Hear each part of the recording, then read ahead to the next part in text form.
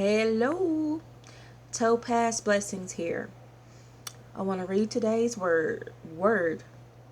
My power works best in weakness. Paul's thorns and yours. Paul writes, 3 different times I begged the Lord to take it away. Each time he said, my grace is all you need. My power works best in weakness. So now I am glad to boast about my weaknesses so that the power of Christ can work through me.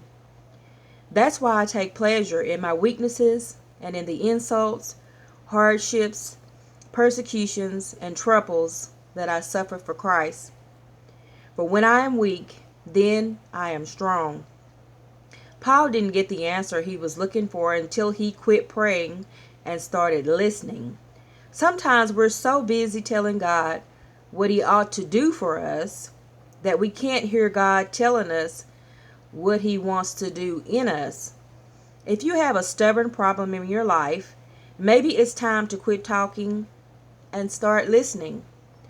God taught Paul lessons at the best time he could learn them, during difficulties. So the bad news about tough times turns out to be the good news after all.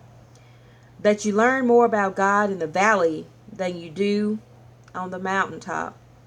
C.S. Lewis describes how God uses pain to communicate with us. God whispers to us in our pleasures, speaks to us in our conscience, but shouts to us in our pains. Before God spoke, all Paul wanted was to remove his problem. After God spoke, he realized that in his problem, he had found something better and greater. Supernatural strength reserved for those tough times when we realize God's presence is greater than our problems and his purpose is greater than our pain. Well, that's it. My power works best in weakness. That is absolutely so true.